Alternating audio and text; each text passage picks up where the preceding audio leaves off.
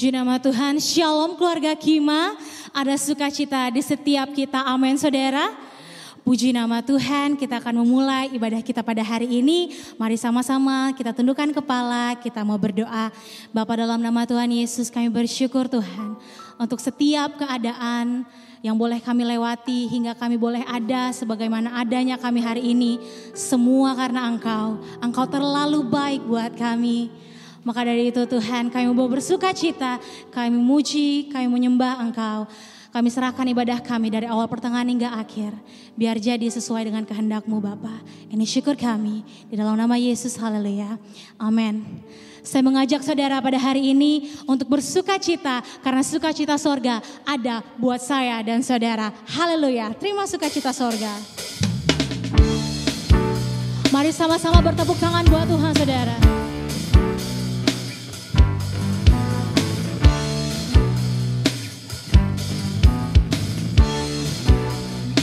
Kita katakan, terima sukacita surga, itulah kekuatan bagi jiwa. Ku dapat rasakan kasih-Nya di tengah badai yang bergelora. Terima sukacita surga, itulah kekuatan bagi jiwa. Ku dapat saksikan kuasa-Nya, taklukkan badai yang bergelora. Haleluya, Kau ada dalam hatiku, takkan patah semangatku, takkan hilang kekuatanku. Haleluya, ku mau bersorak bagimu, sukacita surga nyata penuhiku. Mari lebih lagi memuji Tuhan saudara. Mari bertepuk tangan buat Tuhan. Sama-sama kita katakan, terima sukacita surga, itulah kekuatan bagi jiwa.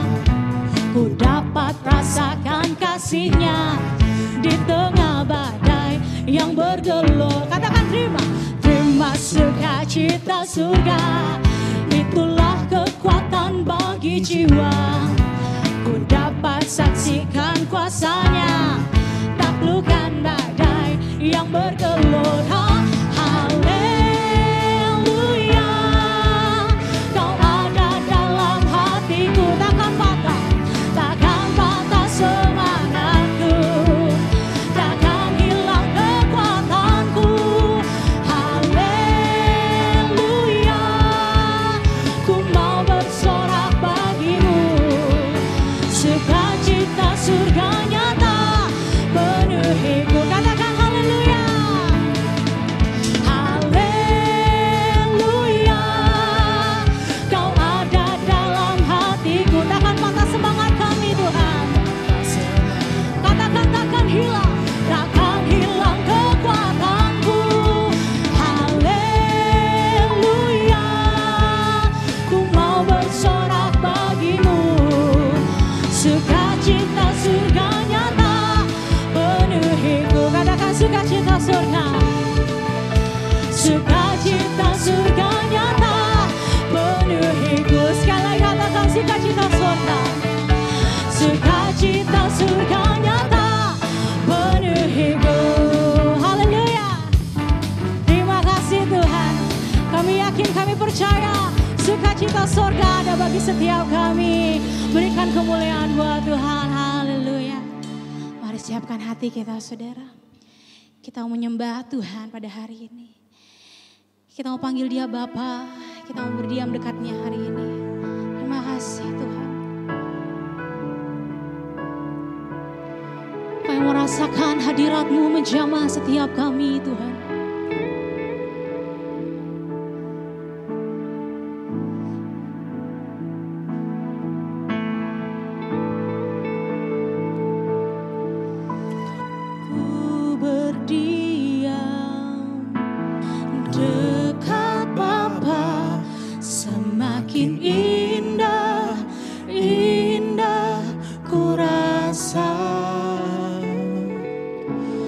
Aku dilayakkan untuk memuji Dia, ku kuduslah Raja segala raja.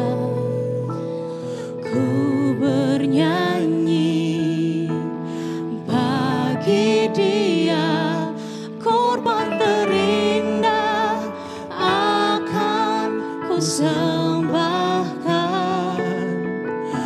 pujianku naikkan, jiwaku bersorak, aku diangkat semakin dekat dengan Bapa.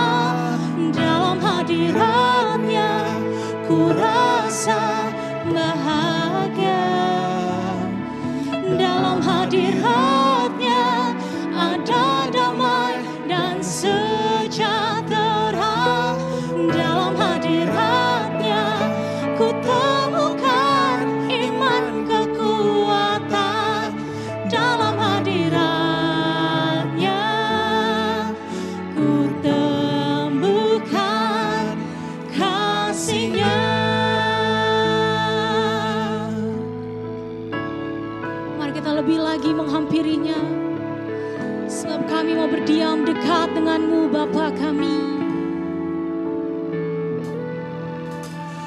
Ku berdiam dekat Bapa, semakin indah, indah ku rasa. Aku dilayakkan untuk memuji Dia. Kudus, kuduslah Raja segala raja. Katakan, ku bernyanyi, ku bernyanyi bagi Dia, korban terindah akan ku sembahkan, pujianku naikkan, jiwaku bersorak, aku diangkat semakin dekat dengan Bapa. Dalam hadiratnya ku rasa bahagia, dalam hadiratnya ada damai dan sejahtera. Dalam hadiratnya ku temukan iman kekuatan. Dalam hadiratnya ku temukan kasih-Nya. Dalam hadiratnya, dalam hadiratnya ku rasa bahagia, dalam hadiratnya ada damai dan sejahtera. Dalam hadiratnya ku temukan iman kekuatan. Dalam hadiratnya ku temukan kasih-Nya. Lebih lagi katakan, dalam hadiratnya ku rasa bahagia, dalam hadiratnya ada damai dan sejahtera. Dalam hadiratnya ku temukan iman kekuatan. Dalam hadiratnya ku temukan, dalam hadiratnya ku, sekali lagi katakan, dalam hadiratnya ku temukan kasih-Nya.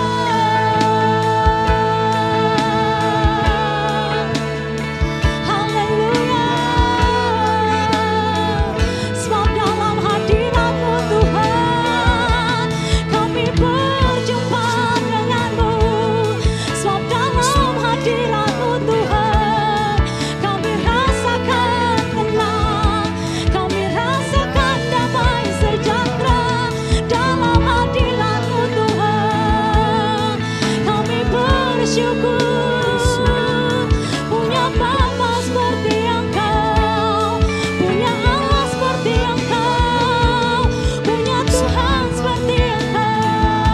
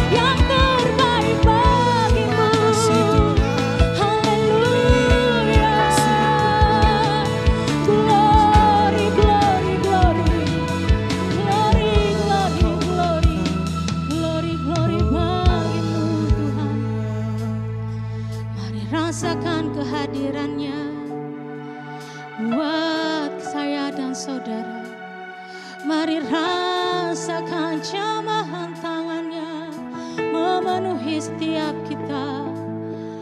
Haleluya, haleluya. Terima kasih Tuhan, terima kasih Bapa. Kami mau menyembah-Mu.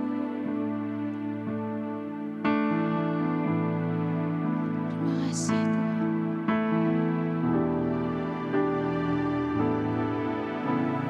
Ku sembah Kau dalam roh dan kebenaran. Ku sembah Kau dalam roh dan kebenaran. Tak seorang pun jua seperti Kau, Yesus. Katakan ku sembah Kau. Ku sembah Kau dalam roh dan kebenaran. Sembah Kau Tuhan. Ku sembah Kau dalam roh dan kebenaran. Tak seorang pun jua seperti Kau, Yesus. Lebih lagi katakan ku sembah Kau. Ku sembah Kau dalam roh dan kebenaran. Kami katakan ku sembah Kau dalam roh dan kebenaran. Kepada hamba-Nya saya persilakan. Tak seorang pun jua seperti Kau, Yesus. Tak seorang pun jua, tak seorang pun jua seperti Kau, tak seorang pun jua seperti Kau, tak seorang pun jua seperti Kau, Yesus.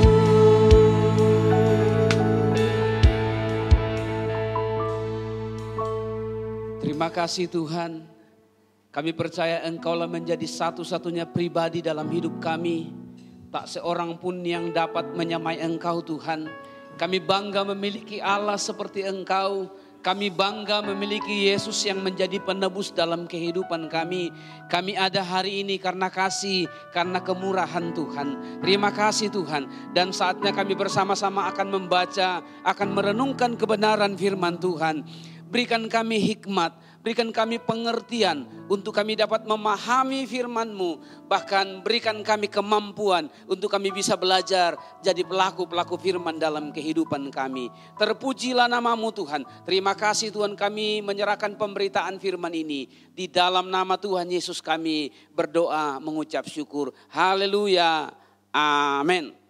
Shalom. Sekali lagi shalom.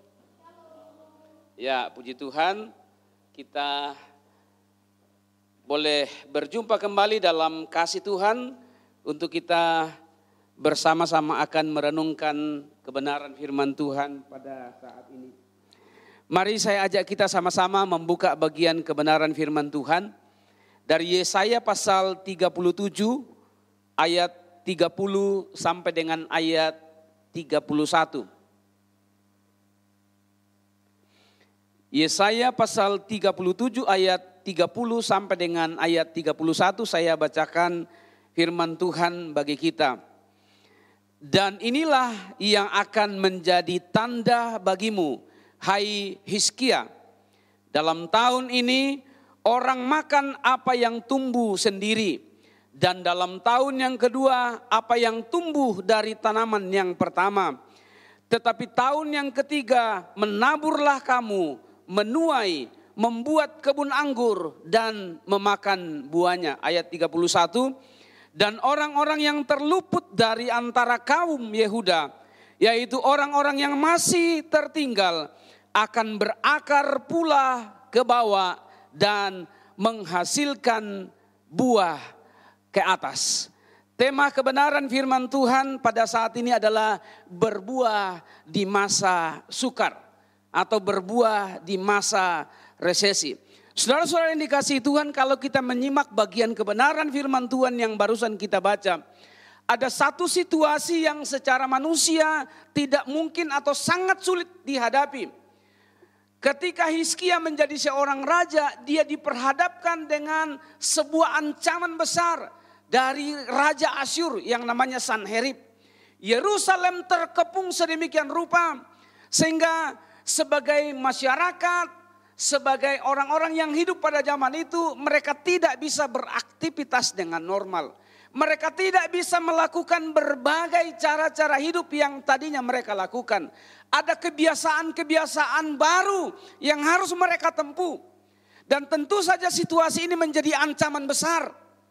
Sebagai seorang raja tentu ini menjadi satu ancaman. Bagaimana kalau rakyatnya mengalami penderitaan, bangsanya mengalami resesi.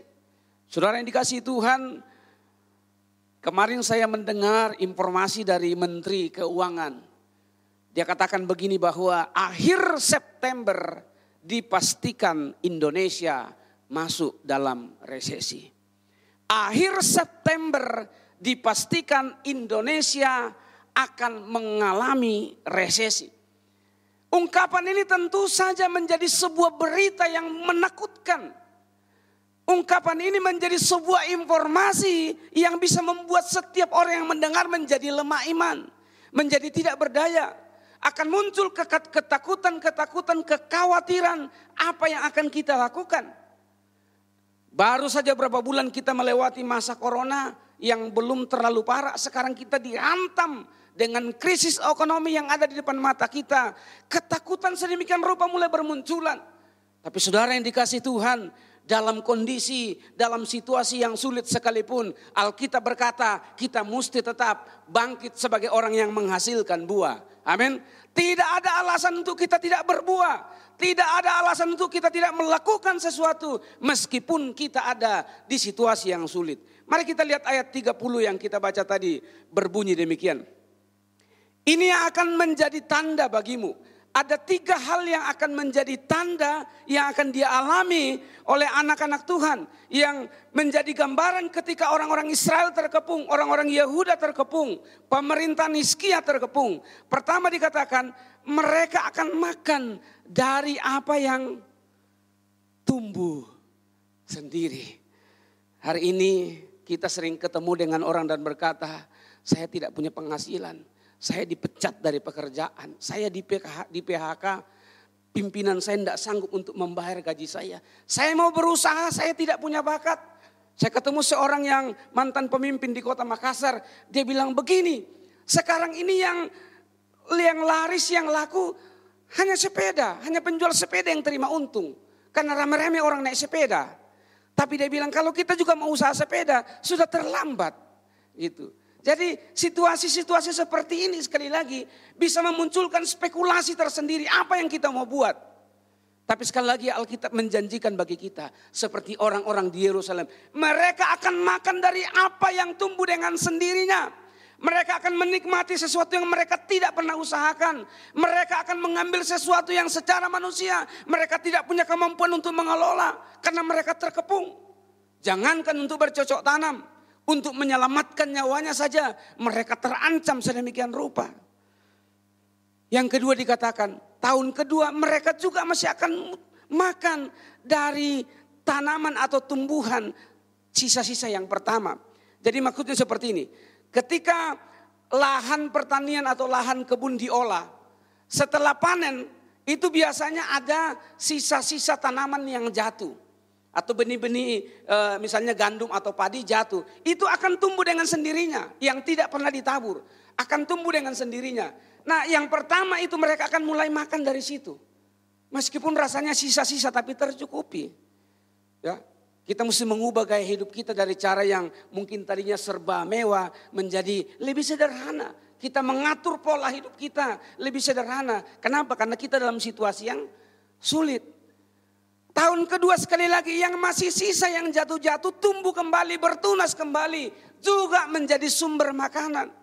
Jadi apa yang tidak pernah kita tabur, apa yang tidak pernah kita lakukan. Itu Tuhan memberkati menjadi sumber penghidupan kita. Dan yang ketiga dikatakan mereka akan mulai menabur. Mereka akan mulai menuai. Mereka akan berkebun dan mereka akan makan buahnya. Setiap pergumulan hidup pasti ada batas waktunya. Tidak untuk selama-lamanya Tuhan mengizinkan kita dalam situasi yang sulit. Saya percaya hari ini sebagai seorang yang optimis bahwa corona tidak akan selama-lamanya. Meskipun orang selalu berkata kita tidak tahu ujung pangkalnya kapan akan berhenti. Tapi saya percaya ada masanya kita akan mengalami sebuah pemulihan. Dan hari-hari ini mari kita berjuang untuk kita terus bisa menghasilkan buah. Sekali lagi tidak ada alasan untuk kita tidak menghasilkan buah. Karena itu sebagai pribadi-pribadi dalam Tuhan, Alkitab berkata kita harus berbuah. Dalam Yohanes 15 ayat 16 berkata demikian. Yohanes yang ke-15 ayat 16. Firman Tuhan berkata demikian.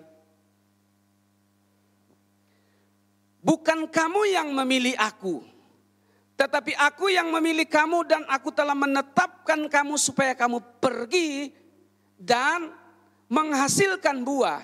Dan buahmu itu tetap supaya apa yang kamu minta kepada Bapakku dalam namaku diberikannya kepadamu. Alkitab sekali berkata dia menetapkan kita supaya kita pergi dan menghasilkan buah dan buah kita tetap. Kadang-kadang orang berkata, saya hanya bisa berbuah, saya hanya bisa melakukan sesuatu, saya bisa melayani Tuhan ketika suasananya baik, ketika kita didukung dengan situasi yang nyaman. Saya bisa melakukan ini untuk Tuhan ketika saya merasa diberkati. Saudara dikasih Tuhan, berapa banyak orang yang kadang-kadang ketika dalam kondisi yang diberkati baru dia berkata, saya mau berkorban untuk Tuhan. Suatu waktu saya mendengar sebuah ungkapan dari teman saya, dibilang begini, saya diajar di gereja saya, Anda harus menabur di tanah yang subur. Dan tanah yang subur itu adalah gereja yang besar. Tanah yang subur itu adalah pendeta yang kaya raya. Jadi kalau Anda mau menabur dan taburan Anda dilipat gandakan, menaburlah di gereja besar. Berkatilah pendeta besar, maka Anda akan dilipat gandakan. Saya bilang itu penafsiran yang sangat konyol. Itulah sebabnya diperlukan yang namanya pendeta keluaran, bukan pendeta kejadian. Ya, karena kalau pendeta kejadian jadi-jadian asal menyampaikan tidak berdasar kebenaran firman Tuhan. Saudara-saudara dikasih Tuhan, Tuhan memanggil kita, Tuhan memilih kita, dikatakan Dia yang memilih kita supaya kita apa? Menghasilkan buah dan buah itu tetap. Artinya kita berbuah tidak diatur, tidak dipengaruhi oleh kondisi, oleh situasi apapun. Mau resesi, mau resepsi, kita tetap harus menghasilkan buah. Karena bukan kita, tapi Tuhan yang sudah memilih dan menetapkan kita. Kita tidak punya pilihan lain. Pilihan kita cuma satu. Berbuah bagi Kristus. Pertanyaannya adalah, kalau demikian, bagaimana caranya supaya kita bisa tetap menghasilkan buah dalam suasana apapun. Mazmur 1 ayat 3 berkata, diibaratkan kita seperti pohon yang ditanam di tepi aliran air. Dia akan menghasilkan buah kapan?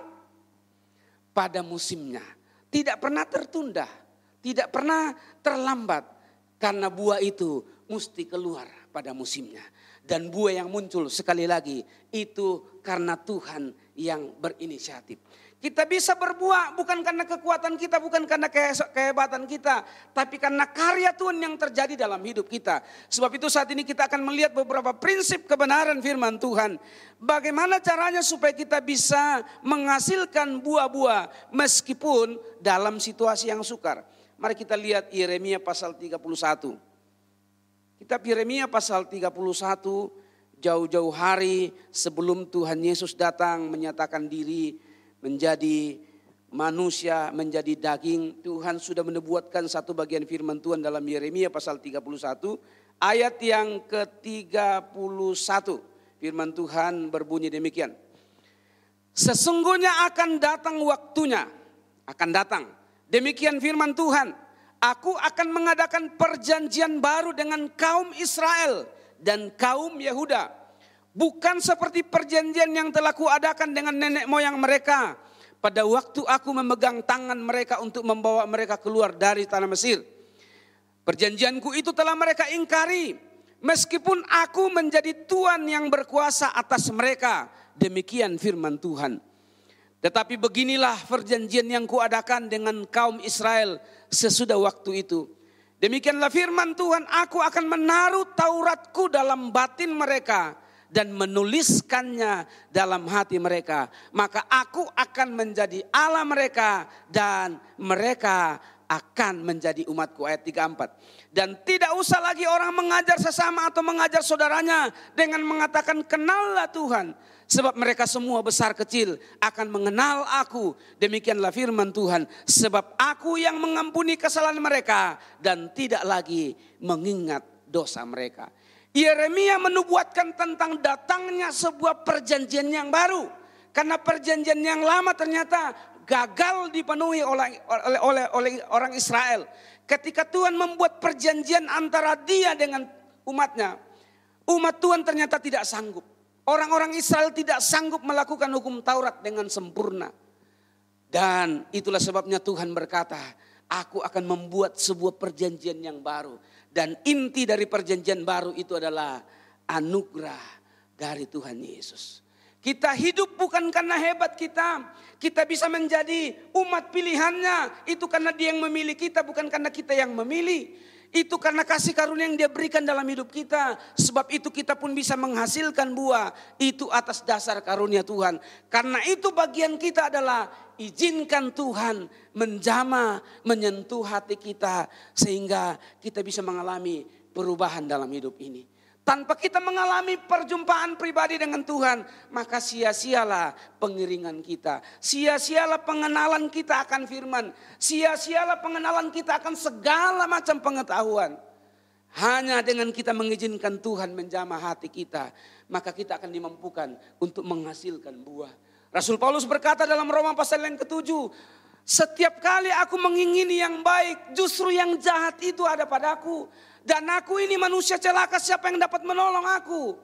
Tetapi dia katakan syukur kepada Allah, di dalam Kristus tidak ada lagi penghukuman. Anugerah Tuhanlah yang dapat mengubahkan saya dan saudara. Anugerah Tuhanlah yang dapat membuat kita menghasilkan buah. Dengan usaha kita, dengan kemampuan kita, kita tidak akan pernah bisa menghasilkan buah-buah dalam hidup ini. Karena bisa jadi dalam suasana resesi, dalam suasana sulit, kita akan mulai berpikir, yang penting saya aman. Ngapain saya peduli orang lain? Yang penting saya dulu cukup. Ngapain saya peduli orang lain? Karena pada dasarnya manusia seperti itu. Mementingkan diri sendiri. Tapi ketika Tuhan yang menjamah kita, ada satu habit yang baru. Ada kebiasaan yang baru. Yang akan mulai muncul, yaitu kecenderungan kita adalah menghasilkan buah-buah sesuai dengan kehendak Tuhan. Amin. Mari kita tetap menghasilkan buah dalam hidup ini. Buah yang terutama Alkitab mengatakan adalah ada buah-buah rohani, ada buah-buah pelayanan, terlebih buah-buah jiwa yang kita persembahkan untuk Tuhan. Tidak ada alasan untuk sekali lagi kita tidak menghasilkan buah. Tidak ada alasan untuk kita tidak bersaksi tentang Kristus. Situasi apapun, dia tidak pernah berubah dalam hidup kita. Karena itu izinkan Tuhan mulai menjamah hati kita. Wahyu 3:20 berkata, lihat aku berdiri di muka pintu dan mengetok. Barang siapa yang membuka, pintunya aku akan masuk, duduk bersama-sama dengan dia, makan bersama-sama dengan dia. Artinya apa? Waktu kita buka hati mengizinkan Tuhan, ada persekutuan ilahi yang terjadi. Dan ketika terjadi sebuah persekutuan, mujizat pasti terjadi. Kita ingat ketika Tuhan Yesus bangkit dari kematian. Ketika ada murid-murid Tuhan Yesus yang mereka meninggalkan Yerusalem, pergi ke sebuah tempat namanya Emmaus. Dalam Lukas pasal 24 dicatat demikian. Mereka kecewa. Mereka sakit hati karena orang yang mereka anggap akan menjadi pemimpin mereka secara politis ternyata mati di atas kayu salib. Ada satu tirai, ada satu selubung yang menghalangi mereka sehingga mereka tidak bisa mengenali kehadiran Tuhan. Tapi waktu mereka masuk dalam rumah, mereka bangun sebuah persekutuan. Tuhan mencelikkan mata rohani mereka dan mereka terkaget dan berkata, bukankah dia ini adalah guru? Terobosan rohani akan terjadi waktu terjadi persekutuan pribadi dengan Tuhan. Maka mari izinkan Tuhan menjamah hati kita, menjamah hidup kita dan berkata, inilah aku Tuhan, inilah aku Tuhan, jamalah aku biar hidupku bisa menghasilkan buah-buah dalam hidup yang Tuhan anugerahkan. Kalau kita tidak punya hati maka sekali lagi kita akan terjebak seperti apa yang dikatakan Paulus dalam 2 Timotius pasal yang ketiga. Kalau kita tidak punya hati yang dijamah Tuhan, kita akan terjebak menjadi orang yang Alkitab berkata dalam 2 Timotius pasal yang ketiga, akan terjadi sebuah masa yang sulit, masa yang sukar. Nah, kata masa yang sulit atau kata sukar di sana ternyata saya melihat di Alkitab, saya selidiki ditulis dengan kata kalepoi. Kata kalepoi itu ternyata situasi yang sangat sulit untuk ditanggung, situasi yang sangat merepotkan. Apalagi situasi yang sangat berbahaya. Bahkan situasi yang hampir tidak dapat diatasi. 2 Timotius pasal 3 ayat 1. Kalepoi. Situasi yang sulit, sangat sulit. Ditulis dalam bentuk jamak. Artinya kesulitan demi kesulitan akan terus terjadi. Nah, dalam situasi itu ayat berikutnya berkata, manusia akan cenderung untuk mementingkan diri sendiri. Manusia akan terjebak menjadi individualisme. Itulah sebabnya kita perlu buka hati untuk dijamah Tuhan. Supaya kita tidak terjebak dengan situasi seperti itu. Karena sekalipun resesi terjadi, kita tetap harus menghasilkan buah. Amin. Yang kedua. Yang pertama tadi kita membuka hati kita mengizinkan Tuhan menjamah kita. Dan yang kedua adalah mari izinkan Tuhan untuk mulai membentuk kehidupan kita. Karena Alkitab berkata kitalah anak-anaknya. Yohanes 1 ayat 12. Yohanes 1 ayat 12. Firman Tuhan berbunyi demikian. Tetapi semua orang yang menerimanya diberinya kuasa supaya menjadi anak-anak Allah. Yaitu mereka yang percaya dalam namanya. Orang-orang yang diperanakan bukan dari darah atau dari daging. Bukan pula secara jasmani oleh keinginan seorang laki-laki. Melainkan Allah. Alkitab berbicara tentang adopsi, tentang pengangkatan anak. Kita diangkat menjadi anak Allah. Kita diangkat menjadi anak Tuhan. Dan itu hanya bisa terjadi sebuah perubahan dalam hidup kita. Kita hanya bisa menghasilkan buah kalau kita menjadi bagian dari keluarga Allah. Kita menjadi anak-anaknya. Sebab di luar Tuhan tidak mungkin kita bisa berbuat apa-apa. Dia berikan hak istimewa bagi kita. Kita sebagai anak-anaknya. Kita adalah pewarisnya. Kalau kita adalah anaknya, saya percaya kita tidak akan pernah kekurangan sesuatu untuk menjadi pupuk, menjadi menjadi pemantik untuk munculnya buah-buah dalam hidup kita. Karena apa yang tidak ada di dalam Tuhan. Kita adalah anak-anaknya. Kita punya modal, kita punya fasilitas. Kita adalah anak-anak Allah. Ini luar biasa, banyak orang tidak mengerti. Dan dia pikir memangnya kita keluar dari perut Allah. Tidak, Alkitab jelas berkata tidak diperanakan dari darah dan daging. Tetapi dari Allah atau melainkan dari Allah. Kita bisa berbuah, kita bisa menghasilkan buah di masa resesi. Waktu kita mengizinkan Tuhan membentuk kita sebagai bagian dari anak-anaknya. Alkitab berkata orang yang kukasihi, anak yang kukasihi, kudidik dan kuajar. Waktu kita salah, waktu kita keliru, Tuhan ajar kita, Tuhan bentuk kita. Supaya kita kembali ke relnya, kembali kita berjalan sesuai dengan destininya. Kembali kita berjalan sesuai dengan tujuan ilahinya dalam hidup kita. Karena kita adalah anak-anaknya. Setiap kali kita salah, dia angkat kita. Kita salah, dia tidak tendang kita, tapi dia angkat kita, dia ajar kita. Dengan tingkat pengajaran yang masing-masing berbeda. Tentu setiap orang tidak sama caranya Tuhan mengajar. Karena kalau orang yang sedikit keras-keras kepala, ya perlu keras-keras sedikit gitu ya. Tapi kalau orang yang punya perasaan lembut, kadang-kadang cuma mata melotot, kadang-kadang cuma suara, dia sudah berubah. Tapi kadang-kadang ada yang perlu ya pakai sindiran, ada yang perlu pakai teguran keras, kadang-kadang seperti itu. Nah, itu tipe manusia masing-masing berbeda. Tapi Tuhan akan membimbing, mengajar tiap anak-anaknya dengan cara Tuhan sendiri. Dia latih kita dari mulai hal-hal yang sepele, dari hal-hal yang kecil dia ajar kita. Seperti seorang anak, ya. Kalau anak itu tidak pernah mengerti, apalagi yang masih anak kecil khususnya ya, anak-anak tidak pernah mengerti ini situasi sulit, situasi susah. Dia cuma tahu satu, minta. Dia nggak pernah ngerti orang tua punya enggak, pokoknya minta seperti itu. Karena dia tahu Bapa yang baik tidak akan pernah memberikan batu kepada anaknya yang meminta roti. Bapa yang baik tidak akan pernah memberikan ular kepada anaknya yang meminta ikan. Kecuali kalau ditomohon. Kalau dia minta ular itu pasti lebih baik karena harga ular lebih mahal. Kalau masuk di supermarket di Manado itu sepotong seperti ini tuh harga ular 30.000. Ya.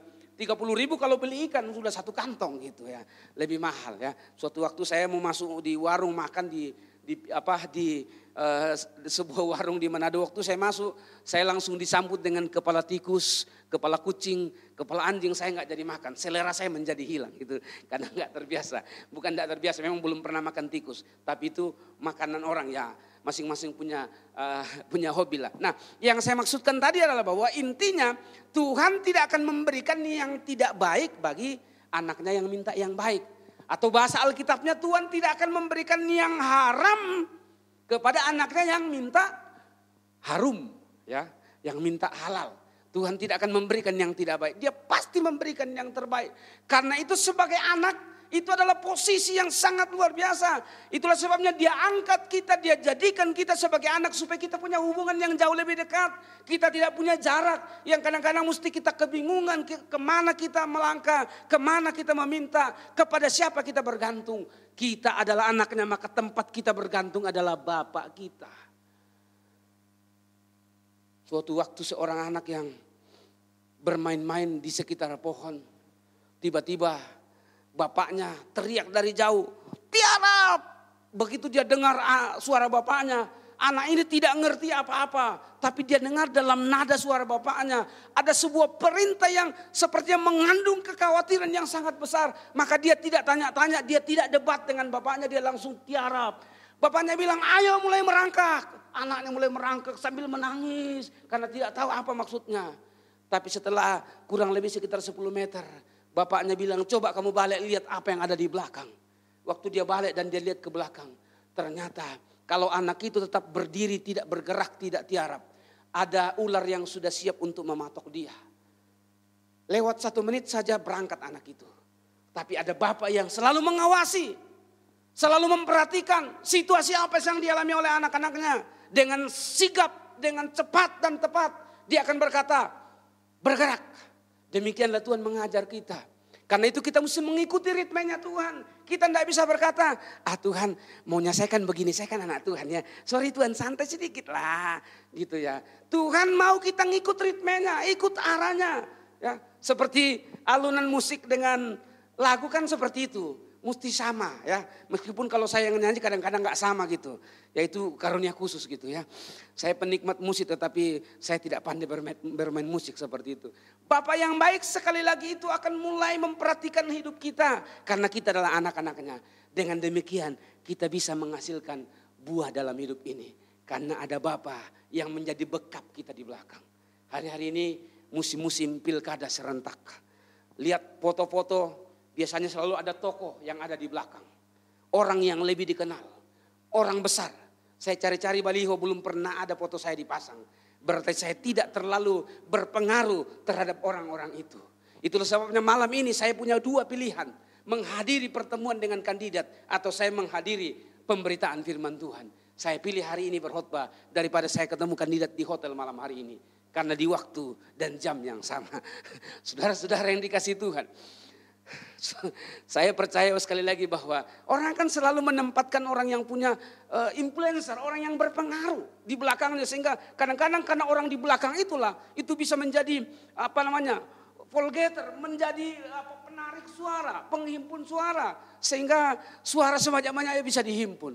Nah kalau Allah menjadi vote-getter kita, kalau Allah menjadi backup kita di belakang, siapakah lawan kita, kata Paulus, amin. Siapa yang menjadi musuh kita? Itu sebabnya Paulus berkata, apakah yang dapat memisahkan kami dari Kristus? Ketelanjangankah, kelaparankah, pedang? Tidak ada. Karena kami tahu kepada siapa kami percaya. Hari ini saya mau beritahu, kalau kita kenali Allah kita, Dia adalah Bapa kita yang sangat baik. Tidak perlu takut masa resesi boleh ada di depan kita. Tapi kita akan tetap resepsi. Karena Tuhan yang memelihara hidup kita. Kita akan tetap menghasilkan buah-buah. Karena Tuhan ada di belakang kita. Menjadi penopang kita, memampukan kita, mensupport kita. Supaya kita tetap bisa bergerak maju. Bergerak maju seiring dengan Tuhan. Dan yang terakhir, yang ketiga. Bagaimana supaya kita bisa menghasilkan buah di masa yang sulit sekalipun di masa resesi. Izinkan Tuhan membentuk kita dalam sebuah komunitas, dalam sebuah gereja lokal, dalam sebuah persekutuan. Kalau konteks hari ini, Tuhan membentuk kita dalam persekutuan secara online. Meskipun mungkin belum bisa kita hadir bersama, duduk bersama, bersekutu bersama secara fisik. Tetapi secara online pun kita bangun sebuah persekutuan. Karena persekutuan secara rohani itu yang harus terjadi. Tuhan membentuk kita dengan memasukkan kita bukan hanya komunitas dalam artian kita menjadi anak Allah. Hubungan kita dengan Bapa. Tapi Tuhan membawa kita di dalam suatu garis yang lebih luas lagi ditarik. Berhubungan, berkomunikasi, bersosialisasi dengan orang-orang lain. Dari latar belakang yang berbeda. Dari budaya yang berbeda. Dari karakter yang berbeda. Sehingga Alkitab berkata besi menajamkan besi, manusia menajamkan sesama. Tuhan tuntun kita, Tuhan bawa kita sekali lagi dalam sebuah komunitas. Itu sebabnya kita perlu berkomitmen dalam komunitas itu. Saudara-saudara yang dikasihi Tuhan, meskipun hari ini kita belum bisa mungkin beribadah bersama-sama. Tapi tetap punya komitmen, saya punya komunitas. Jangan ketika corona berlalu, Anda terhilang di gereja ini. Harus tetap ada dalam komunitas. Bangun komunitas itu. Kenapa? Karena dari situlah kita tetap bisa menghasilkan buah. Kalau kita berjalan sendiri tidak akan mungkin jadi. Berdua lebih baik daripada seorang diri. Amin. Sebab itu janganlah kita membiasakan diri untuk menjauhkan diri dari pertemuan-pertemuan ibadah. Dan hari ini pertemuan ibadah dalam konteks hari ini adalah pertemuan ibadah secara online. Kita tetap bisa bersekutu bersama. Kita tetap bisa membangun hubungan. Hari ini kita boleh dibatasi dengan ruang dan waktu. Tapi kita tidak pernah dibatasi dengan kehadiran Tuhan. Kita tidak pernah dibatasi dengan fasilitas lain yang Tuhan berikan. Ada media-media yang Tuhan izinkan. Tuhan sediakan untuk kita bisa berkomunitas bersama. Untuk kita bisa berhubungan bersama. Saya tadi sedang menuju ke tempat ini. Berkali-kali saya berhenti di motor. Kenapa? Karena handphone saya terus berbunyi. Ting, ting, ting, ting. Begitu saya buka, ternyata ada orang dari luar pulau, dari tempat yang jauh. WA saya minta alamat. Minta alamatnya Pak. Ya, alamat yang lengkap ya. Saya mau kirim sesuatu. Wah puji Tuhan, saya belum tahu apa yang mau dikirim gitu. Dan orang ini saya belum pernah kenal mukanya. Belum pernah kenal pribadinya gitu. Tetapi itulah cara Tuhan. Tuhan mengizinkan kita. Tuhan mengizinkan kita sekali lagi membangun hubungan dengan orang-orang yang mungkin tidak pernah kita kenal. Dulu 4 atau 5 bulan yang lalu mungkin kita tidak pernah dilihat wajah kita di media-media online seperti itu. Tapi gara-gara corona wajah kita mulai muncul. Walaupun cuma sedikit yang lihat. Tapi saya bersyukur suatu waktu saya ketemu ibu-ibu. Dia bilang begini ke saya. Aduh Pak Pendeta, kenapa tidak khotbah lagi? Saya bilang saya tidak khotbah online lagi karena sekarang sudah ibadah di gereja. Lalu anaknya timpalin, iya mama saya ini biar mau pergi cuci piring dia bawa juga handphone dengar khotbahnya Pak Pendeta. Waduh hati saya sedikit terhibur. Kalau saya lihat kadang-kadang di YouTube sedikit yang nonton tapi ternyata ada orang-orang tertentu yang diberkati. Seperti itu. Kita tidak pernah dibatasi dengan apapun karena Tuhan bisa bekerja. Tuhan bisa beracara dengan cara yang berbeda. Sebab itu sekali komunitas perlu dibangun. Mari kita bangun komunitas online untuk kita bisa saling mendukung. Saling bertumbuh bersama. Penghalang untuk terjadi pertumbuhan. Penghalang untuk terjadinya buah yang gagal adalah ketika kita salah bergaul. Pergaulan yang buruk merusak kebiasaan yang baik. Sebab itu bangun komunitas yang baik. Bangun persekutuan yang baik. Sehingga kita bisa bersama-sama saling mendukung, saling memberkati, saling menopang. Maka buah-buah itu akan tetap terjadi. Situasi apapun boleh terjadi, tapi buah akan tetap muncul dalam hidup kita. Haleluya. Puji Tuhan, mari kita berdoa. Haleluya. Haleluya. Terima kasih Tuhan. Kami percaya bahwa situasi apapun yang sedang terjadi hari-hari ini, ada jaminan yang pasti yang kami renungkan saat ini lewat kebenaran firman Tuhan. Seperti Engkau memberikan contoh bagi kami lewat orang-orang Yehuda di bawah pemerintahan Hizkia. Mereka bisa menikmati hasil dari apa yang mereka tidak pernah tanam sebelumnya. Mereka bisa menikmati hasil dari sesuatu yang tumbuh dengan sendirinya. Meskipun kami tahu bahwa yang menumbuhkan itu adalah Tuhan sendiri. Karena Tuhan tidak pernah meninggalkan umatnya. Dia terlibat dalam segala sesuatu. Dan pada akhirnya orang-orang Yahudi, orang-orang Yehuda, orang Israel akan mulai menabur. Sehingga mereka bisa menghasilkan buah. Tidak untuk selama-lamanya dalam situasi yang sama. Ada waktu Tuhan akan membangkitkan, memulihkan kami. Memulihkan keadaan negeri kami. Memulihkan kehidupan umat-umatmu. Tapi dalam masa-masa ini kami percaya buah itu harus tetap lahir, harus tetap muncul dalam hidup kami. Ada buah-buah roh, ada buah-buah pelayanan, ada buah-buah kasih dalam hidup kami. Terutama adalah buah-buah jiwa lewat kesaksian kami. Baik kesaksian secara konvensional maupun kesaksian di media-media sosial yang kami miliki. Kami bisa menjadi terang dan garam sehingga orang-orang bisa mengenal Engkau sebagai satu-satunya Tuhan dan Juru Selamat yang hidup. Terima kasih Tuhan, terima kasih. Kami bersyukur karena Tuhan baik. Itu sebabnya kami buka hati kami. Jamah kami dengan kasih-Mu Tuhan. Kami buka hati kami, pintu hati kami untuk Tuhan mulai berkarya dalam hidup kami. Dan kami izinkan Tuhan membentuk kami sebagai anak-Mu Tuhan. Mengajar kami untuk kami mulai bergerak, berjalan mengikuti ritme Tuhan. Mengikuti polanya Tuhan. Bukan mengikuti pola kami yang lama, kebiasaan kami yang lama. Tapi kami belajar untuk mengikuti kegerakan Tuhan dalam hidup ini. Bahkan Tuhan izinkan kami ada di sebuah komunitas, ada di sebuah lingkungan, di sebuah gereja, di sebuah persekutuan. Untuk kami terus saling membangun satu dengan yang lain. Karena kebersamaan kami akan melahirkan sesuatu yang dahsyat dalam hidup kami. Karena Tuhan yang memampukan kami. Sehingga buah-buah itu sekali lagi terus tumbuh terjadi dalam hidup kami Tuhan. Makasih Bapa. Ateraikan firman-Mu bagi kami. Bagi setiap umat-umat-Mu yang mendengar firman ini, Engkau yang menjamah apapun situasi hati mereka, apapun kondisi mereka. Mungkin ada yang sedang dirundung dengan ketakutan, kekhawatiran dalam situasi ini. Hamba-Mu berdoa dalam nama Tuhan Yesus. Ada kekuatan yang baru, ada semangat yang baru.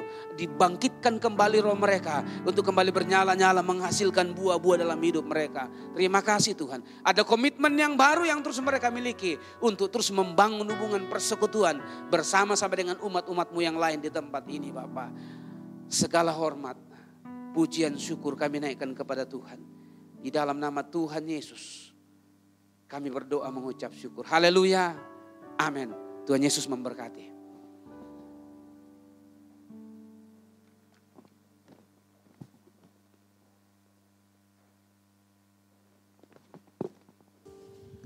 Puji nama Tuhan, kita telah diberkati oleh kebenaran firman Tuhan pada hari ini. Dan tiba saatnya saudara kita akan memberikan persembahan. Kita memberikan yang terbaik buat Tuhan. Namun cara saudara memberikan persembahan akan tertera pada layar saudara masing-masing. Mari sama-sama sebelum kita memberi, kita tundukkan kepala, kita berdoa. Bapa, dalam nama Yesus kami bersyukur Tuhan. Kami boleh sampai pada saat ini semua karena Tuhan sangat mengasihi kami. Dan tiba saatnya Bapa, kami memberikan persembahan daripada apa yang kami miliki. Engkau memberkati persembahan ini biar berguna bagi kepelebaran kerajaan-Mu Tuhan. Ini syukur kami siap memberi. Di dalam nama Tuhan Yesus, haleluya, amin. Selamat memberi saudara, Tuhan Yesus memberkati. Terima sukacita surga.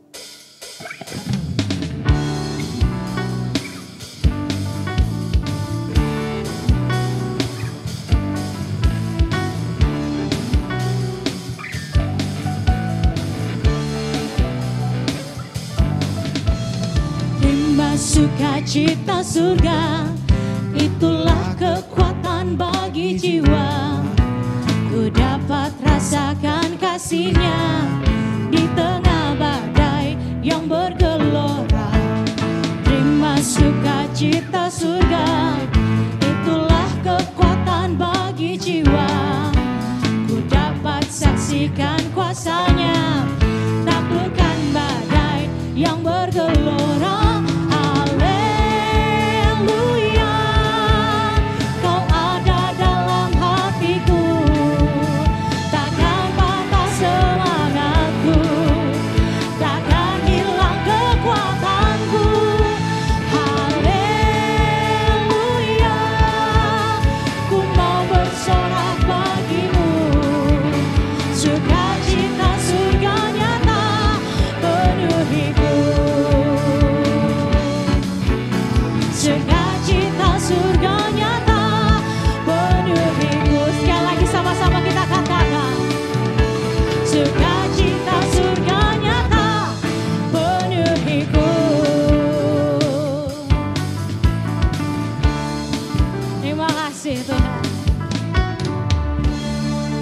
Puji nama Tuhan, biar segala pujian, hormat, kemuliaan hanya bagi nama Tuhan. Tiba saatnya kita akan mengakhiri ibadah kita pada hari ini. Dengan kasih saya jemput jemaat Tuhan untuk bangkit berdiri. Kita angkat pujian doa Yabes.